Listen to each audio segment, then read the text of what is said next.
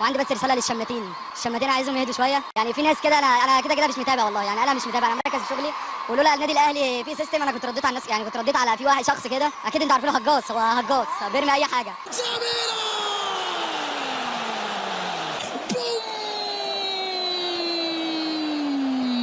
الله يا ولد، روعه، اي روعه، بل منتهى الروعه يا ابني ليه يا امام؟ ده انت طلعت متضايق وبتسبب حرايق.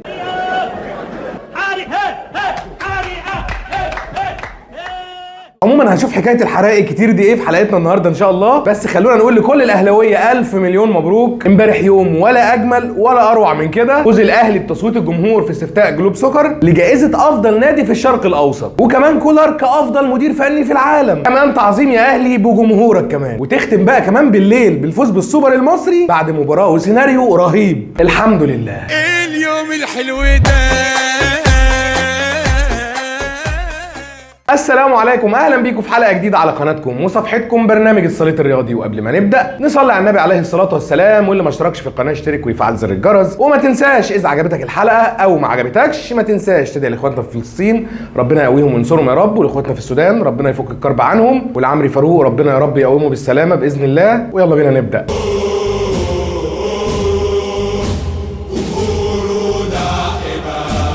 صراحة أنا زهقت بقى، كل أسبوع بطولة، مش معقول يا جماعة كده، إحنا كل يوم كل أسبوع 6 أيام ناخد بطولة ولا إيه؟ لا لا لا، ده كده كتير قوي قوي قوي.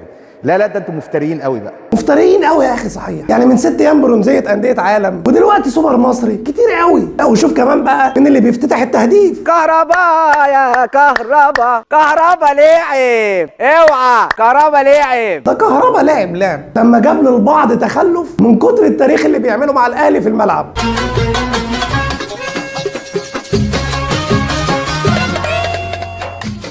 يا اخي بس اول مره بقى نشوف لاعب موقوف يحقق كل اللي بيحققه ده. امال لو كان بيلعب بقى كان هيعمل ايه؟ اسمها ايه اللي الصفه دي؟ شركه الكهرباء. وانا اقول فولتها لي عالي. اصل يا جماعه كان في واحد بياكد ان كهربا مش هيلعب ولا يشم النجيله الا لما يدفع. فاكرينه طبعا، يعني مش محتاجين بقى نقول لكم هو مين. شفت بقى يا كبير الهبادين كهربا لعب قد ايه؟ عارف بقى اخد كام بطوله؟ بتعرف تعد لغايه كام؟ يا ترى بقى انت عامل ايه دلوقتي يا ميزو؟ اكيد مشاعرها مكسوره. حسن الصورة يا رب، يا حسن الصورة يا رب. سيبك انت. فاكرين طبعا التصريح الشهير بتاع المعزول لما طلع وقال كهربا وامام هديتي ليك يا خطيب. زي ما قلت لك قبل كده يا محمود يا خطيب، هديتي ليك كهربا، هديتي ليك امام عاشور. والنبي عليه افضل الصلاه والسلام قبل الهديه. وبجد بجد يا سياده المستشار مفيش احلى من كده هديه. نشكركم على تعاونكم معنا، إلى اللقاء في عمليات أخرى. خش بقى نجم على أمام، قرب لي بقى، قرب هنا شوية عشان امه. ايوه بقى نتكلم على امه اللي كان حزين قوي امبارح لدرجه انه كان بيرقص من كتر الزعل. يا اخي الاهلي ده نادي غريب وفي حاجات غريبه بتحصل. لاعب يتالق ويسجل وياخد بطولات وهو موقوف، ولاعب تاني يرقص من كتر الزعل. حاجات لا تراها الا في الاهلي، وهذا قمه الاعجاز العلمي. المهم بقى امه كان ليه تصريح امبارح بعد الماتش وصف بيه جبهه الهجاص. تعالوا نسمعه. وعندي بس رساله الشماتين عايزهم يهدوا شويه. يعني في ناس كده، انا كده مش متابع والله، يعني انا مش متابع، انا مركز في شغلي. ولولا النادي الاهلي في سيستم انا كنت رديت على الناس، يعني كنت رديت على في واحد شخص كده، اكيد انتوا عارفينه، هجاص، هو هجاص بيرمي اي حاجه.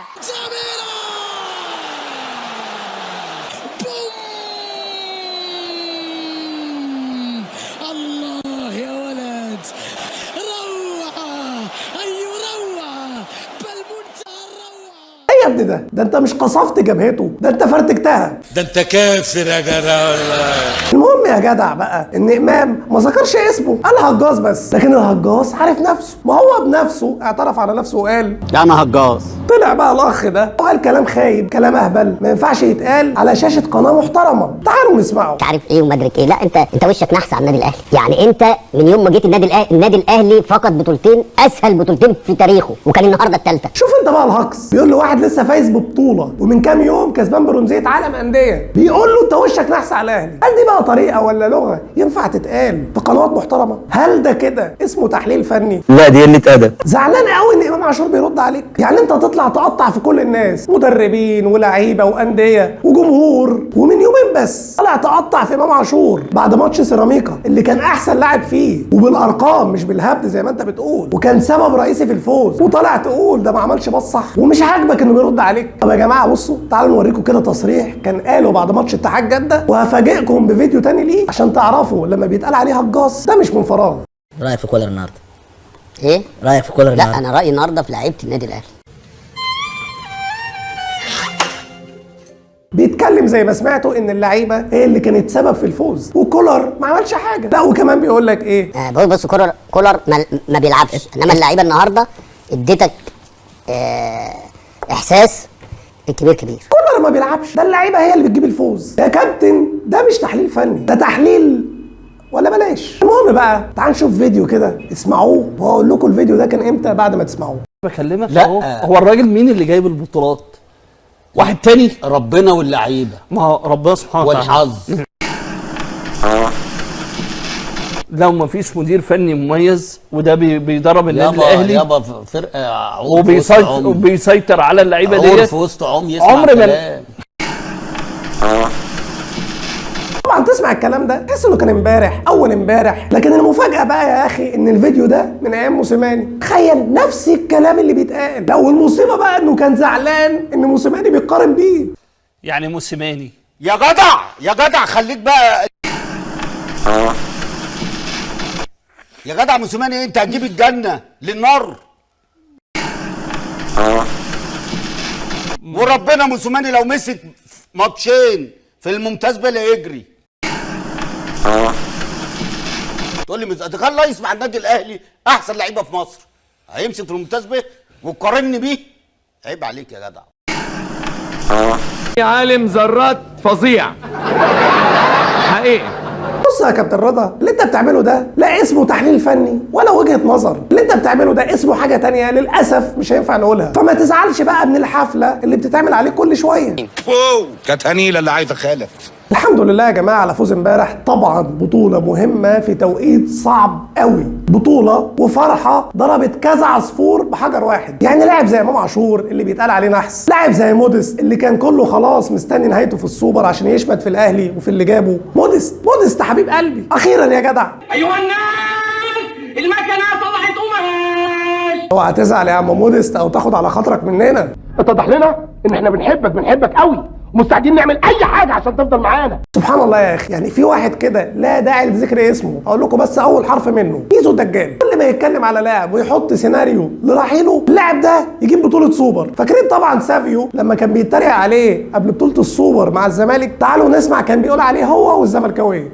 كنت عايز اقول لكم ان برونو سافيو واضح من لمساته وواضح انه هيبقى اضافه كبيره للاهلي. مهاراته كويسه وقراراته سريعه ومش بيفكر مرتين.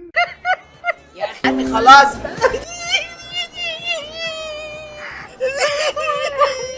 برقصه سامبا برازيلي واسمر برقصه سامبا. وسبحان الله نفس الكلام طلع قال على موديست من كام يوم، وبرضه موديست هو اللي جاب السوبر. طبعا هيجي واحد يقول لي ايه، طب ما هو سافيو مشي يا عم. اقول له يا عم هو ما مشيش عشان خاطر المستوى، مشي عشان بعض المشاكل اللي حصلت، بدليل ان هو بعد ما مشي تألق في الدوري البوليفي. ثانيا بقى انه يكفي يا سيدي حتى لو مشي انه جاب بطوله سوبر وكانت على حساب الزمالك، وكانت اول بطوله لكولر اللي كانت بدايه تاريخ لكولر مع الاهلي. وباذن الله بطوله السوبر دي تكون بدايه سلسله بطولات جديده للاهلي مع كولر. كمان باذنك يا رب تكون نقطه تحول لموديست مع الاهلي. مبروك للاهلاويه، فرحه كبيره وبطوله مهمه جدا قبل التوقف، واحلى ختام ل 2023. اليوم الحلو ده الحلوه والمره. ايه المشكله لما فريق من الفرق دي، ايه المشكله النهارده ان مودرن فيوتشر يتوج ببطوله السوبر؟ ايه الكارثه اللي هينقص من تاريخ النادي الاهلي؟ هينقص من اسم النادي الاهلي ولا من لعيبه النادي الاهلي؟ ايه المشكله سيراميك كليوباترا او بيراميدز ياخد اي بطوله دوري كاس مصر؟ ايه المشكله؟ مفيش اي مشكله يا حبيبي. مين قال لك ان في مشكله؟ مفيش اي مشكله ابدا ان سيراميكا ولا فيوتشر ياخدوا بطوله، وبيراميدز اللي المنظومه كلها عملت اللي ما يتعملش عشان ياخد بطوله. بس هنعمل ايه؟ هو ما بيعرفش يا اخي. دي مشكله فرقتنا احنا، بس سيراميكا وفيوتشر ما هو خدوا كاس الرابطه، ولا الاهلي ولا الزمالك خدوها يا سيدي. ما عادي، في فرق بتاخد بطولات اهو. حتى السوبر بتاع 2020 ما طلع الجيش خده من الاهلي، يعني عادي، هو ممكن بتحصل. ده حتى الدوري الزمالك خده 2021 و2022. انا مش فاهمك الصراحه، الاهلي ياخد الدوري سنين كتير ورا بعض، طول الاهلي بياخد كل حاجه والزمالك مظلوم. الزمالك ياخد 2 دوري ورا بعض، والاهلي في السنه اللي بعدها ياخد البطولات كلها بره وجوه، تقول لي وباقي الانديه مش من حقها بطوله. وانا مالي يا حبيبي، هو ورث، ما يشتغلوا على نفسهم وياخدوا بطولات. انا مش فاهم انت بتوجه كلامك لمين بالظبط. تيجي كل سنه تعمل قرعه في بدايه الموسم وحفل للقرعه، حفله بتبقى مميزه، وبتقول ان انت بتبقى بتختار جدول المباريات بنظام الكمبيوتر، وان ما بيكونش فيه اي تدخلات. ثم بعد ما بتعمل التورته دي كلها بترش عليها شويه ملح، فبتبوظ كل اللي انت عملته في بدايه الموسم اثناء الموسم، علشان تودي يا اما الاهلي او الزمالك ان ياخد بطوله الدوري او ياخد بطوله كاس مصر. لازم يكون في تداول للبطولات لمصلحه الكره المصريه ولمصلحه المنتخب. الواد ده عبيط يا اخواني. تداول للبطولات؟ ادي يا جماعه الناس اللي بتتكلم في الكوره. طب نعملها ازاي موضوع تداول البطولات دي؟ بس تصدق هي فعلا بتحصل. يعني لما الزمالك ياخد 2 دوري احتواء يبقى فعلا في ناس بتحاول تعمل تداول للبطولات اللي انت بتقول عليها دي، مع ان المصطلح اللي انت بتقوله ده ملوش علاقه بالرياضه ولا اللي احنا بنتكلم فيه، بس مش هنزعلك. بس يا ريت حضرتك بقى كمان تخاطب الاتحاد الالماني بالمره اللي سايب بايرن ميونخ ياخد الدوري للسنه ال11 على التوالي. تخيل من موسم 2012 2013 ولحد الموسم اللي فات ده كل المواسم دي خدوها. قول لهم بقى انتوا كمان الدوري بتاعكم بايظ، انتوا مش فاهمين حاجه. ثم ايه موضوع بيعملوا القرعه في اول الموسم وبعد كده يرشوا الملح في اخر الموسم عشان الاهلي او الزمالك ياخدوا البطولات دي؟ يا جهبذ ملح ايه اللي بتتكلم عليه؟ يعني لما افوز بالدوري اللي فات بفرق 10 نقط عن بيراميدز اللي في المركز الثاني، وفارق عن الزمالك ب 21 نقطه الزمالك اللي كان في المركز الثالث، وباقي فرق الدوري بقى كلها تحتهم، ملح ايه بقى اللي بتتكلم عليه؟ ولا ما كلمتكش عن السنين اللي فاتت بقى؟ الاهلي بيفوز كمان وصلت ل 27 نقطه فرق، بنافس نفسي، مساعده الاتحاد الكره والرابطه بيساعدونا فيها. بس انا عارف انت بتقول كده ليه، وايه اللي تعبك نفسيا بالشكل ده؟ اللي تعبك وتعب حبايبك اللي ما بيحبوش الاهلي ان فيوتشر رجع في الماتش وتعادل مع الاهلي واداكوا امل انه ممكن يفوز بالسوبر على حساب الاهلي. بس هنعمل ايه؟ ده حظنا الحلو عشان نفرح مع الاهلي ببطولاته ونضحك بقى مع الشياط والدخان اللي هابب علينا من ناحيتكم. ما ترد عليا يا كابتن بعد اذن حضرتك، فاول ولا مش فاول؟ دي وبتاعت مروان عطيه، قول لي بقى. مروان عطيه عامل المخالفه بتهور، هنا التهور واللقطه واضحه اهي. مروان عطيه يستحق الانذار مفيش كلام. اللقطه الثانيه كانت مخالفه مروان عطيه بنوع من الاهمال. يعني ايه الاهمال؟ يعني ما يستحقش الانذار، يعني هما الاثنين كانوا بيجروا جنب بعض، رجليهم الاثنين اتكعبلوا في بعض، لكن لا مروان عطيه. طيب كابتن محمد صلاح، يبقى مروان عطيه لا يستحق الطرد، ده رقم واحد. لا خالص، لا مروان عطيه لا يستحق. مش بقول لكم في شياط هابب علينا، الهجاص راسه والف سيف وزيه زي ميزو الدجال اللي لسه هنروح له، ان مروان عطيه لازم يطرد. طب انت شفت حاجه تستحق الطرد؟ يقول لك لا هي طرد. محمد صلاح الخبير التحكيمي يشرح لك اللعبه وبرده مفيش فايده، مع ان محمد صلاح ده الصراحه اراءه دايما ما بتعجبنيش وبحسه دايما كده خالف تعرف، بس للامانه المره دي شرح اللي شفناه بعيننا بالظبط، واللي هنشرحه لكم كمان شويه بس ردا على شياط حد تاني. السيناريو اللي حصل النهارده كان وضع متوقع بالنسبه لنا. الاهلي موضوع السوبر ده بالنسبه له خلصان، الموضوع خلصان ومنتهي من قبل الماتش، فلو كنتوا انتوا مستنيين نتيجه غير اللي حصلت دي تبقوا غلطانين، لاننا شفنا اللي حصل في الملعب وشفنا اللي عمله حكم الاحتواء محمد عادل. شكرا لحكم الاحتواء الاول في مصر اللي احتوى مروان عطيه والنادي الاهلي، واحنا عارفين ان النادي الاهلي بيحب يفوز بالطريقه دي، وبشكر محمد عادل بالنيابه عن الاهلاويه. مبروك للاهلي، فخرنا وعزنا وكده يعني. كانت هنيله اللي عايز اخالف.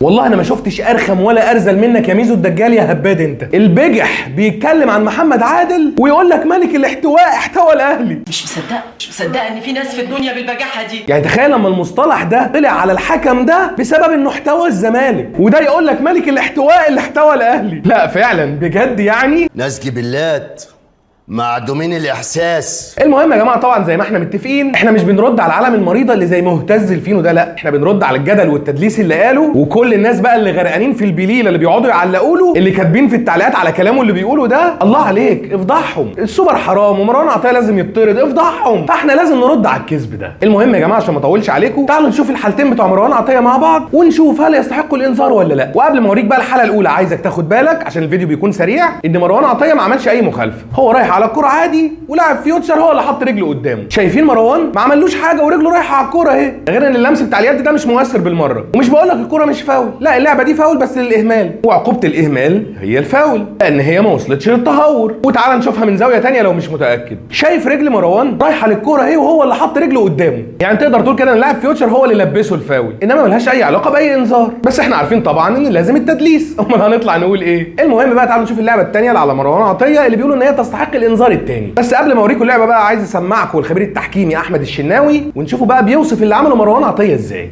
بص هو دخل ازاي، حتى هو بص مسك دماغه يعني يكاد المريب يقول خذوني، لان هو الكوره فاتت هو ما دس على رجل اللاعب. لا يعني مخالفه فيها مخالفه. نيجي بقى هنا تستحق انذار الكابتن اللي فاتت. ايه تستحق انذار. نشوف بس. مش عارف ليه مش مرتاح لك في اللعبه دي. يعني اولا كده جبت الحاله من الماتش عادي مش من الاعاده، يعني احنا كده ما شفناش اي تفاصيل. لا وكمان بيستدل بقى ان هي انذار عشان مروان عطيه مسك دماغه من هول الصدمه. طبعا انا هجيب لك الحاله يا شناوي وهوريك انه ما عملوش حاجه اصلا، وحتى لو اللعبه دي فاول فما تستاهلش ان هو يمسك دماغه. بس مع الاسف الاعاده ما وضحتش قوي هو مسك دماغه ولا لا، بس في جزء من الثانيه كده احنا بطأناه من الاعاده هيبان منه انه رافع ايديه على سنه ما عملش حاجه. المهم تعالوا بقى نشوف مع بعض اللعبه نفسها فاول ولا لا وتستحق الانذار ولا لا. وقبل ما نعرض الفيديو عشان المشهد بيكون ثواني برضو، عايزك تاخد بالك من رجل لاعب فيوتشر اللي كان بيستعد انه يقع قبل مروان عطيه يدخل عليه اساسا. شايف مروان كان رايح للكوره وهو شالها من قدامه، فمروان حط رجله على الارض. اللي الشناوي بيقول لك داس على رجله، اللي ما عرضش اللقطه من الاعاده زي ما جبناها. المهم الكوره دي اخرها فاول، ده لو كان فاول اساسا يعني ما فيهاش انذار. وعلى فكره واحنا بنتفرج على الماتش وفي الحالتين بتوع مروان عطيه قلنا ان هي المفروض انذار بصراحه، بس بعد ما شفنا الاعاده بعد اللعبتين على طول خدنا بالنا ان هما بالكتير يبقوا فاول. انما واضح كده ان احمد الشناوي مش بيتفرج على الاعداد، اللي بيقول لك داس على رجله والتاني اللي بيقول لك محمد عادل احتوى الاهلي، والاهلي متعود على كده، والتعليقات بقى ايه كلها زيطه على الكلام ده. بس انا عايز اقول بقى للناس المغيبين اللي بيقولوا الاهلي متعود على كده، مش الاهلي اللي متعود على كده. واسال فاروق جعفر اللي قال لك الحكم كان بيجي يقول لي في افريقيا عايز ضربه جزاء ولا ترد لك لعيب، والهجاص اللي اتكلم بقى على الدوري هنا لما قال لك كان في حكم لا داعي لذكر اسمه وانا في الزمالك كان بيعمل نفسه بيزعق لي كده عند منطقه ال 18 ويقول له اقع في منطقه ال 18 عشان ياخد ضربه جزاء. صباح الزفت على دماغكم يا عالم يا زباله. هجمه مرتده للاعب فيوتشر اللي الاهلي بيفاوضه، اللي هو تقريبا المرمى فاضي وعرضيه والمفروض جول، نط من فوق الكوره ازاي ما اعرفش، سابها تعدي كده وبعديها هتترد بهجمه مرتده وجده موديست يجيبها جول. موديست اللي ما بيعرفش يعمل حاجه في الكوره غير ان الكوره تترفع له ويحطها بدماغه. استغفر الله العظيم يا رب.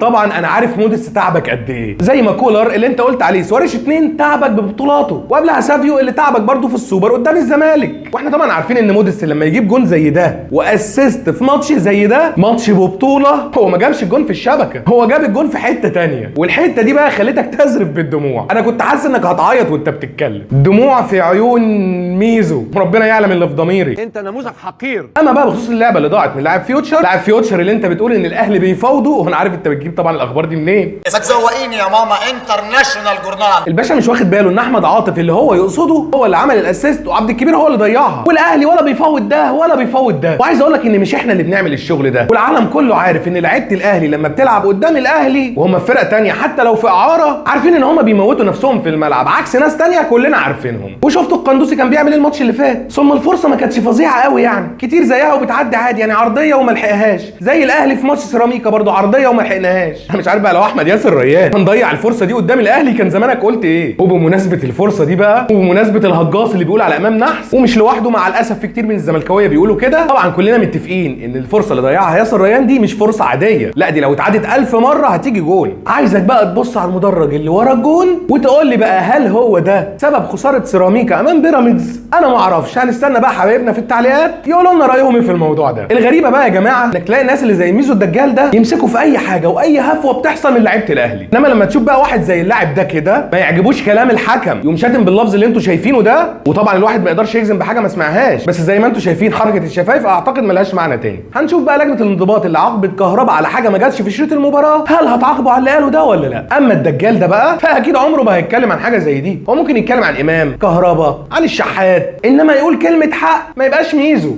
اوسخ من كده مفيش، عمري ما شفت اوسخ من كده. في ازمه ما بين الشناوي وامام عاشور بسبب الاعلانات. الشركه الراعيه كانت متفقه مع الشناوي انه لما يرجع هيعمل اعلان، بس اتفاجئ لما رجع ان امام هو اللي هيعمل الاعلان، وان اداره الاهلي هي اللي رفضت ان الشناوي يعمله وقررت ان امام هو اللي يعمل الاعلان بداله. ما احنا لازم نستر الصفقه عشان ما نتفضحش. وطبعا الموضوع ده اغضب الشناوي جدا، وطبعا الاخبار دي مش من عندنا، دي اخبار متداوله. انت حكايه امك ايه يالا وربنا، انت من نوع غريب. بيقول لك دي اخبار منتشره مش جايبينها من عندنا، وانا عايز اقول لكم بقى ان الاخبار المنتشره اللي هو بيقول عليها دي حضرته عامل صفحه وبينشر عليها اخبار ويشير الاخبار دي عنده ويقولها بعد كده في لايفاته على انها بقى دي صحافه هو ملوش علاقه بيها، وكلها اكاذيب ضد الاهلي، ومفيش حاجه طبعا منها بتحصل الا في خياله المريض بس. يا لجنه المصيبه ان الناس برضه بتصدقه، الناس بتوع بليله. طبعا هو بيجيب لك اخبار صعب تاكدها او تنفيها لان هي بتحصل في الغرف المغلقه، بس كل اللي نقدر نرد لك بيه على الهبد اللي انت بتقوله وموضوع المشكله اللي بين الشناوي وامام هو الفيديو ده، عشان تتجلط لما تشوف الشناوي بيحضن امام عاشور بالحفاوه دي. عارف نفس موضوع ان امام زعلان انه راح الاهلي دي، ودي هو وكهربا بعد كل ماتش بيخلوكوا تعيطوا وبتهروا في نفسكم وتغرقوا لنا الدنيا صياح وشياط. والله انتوا ناس عسل.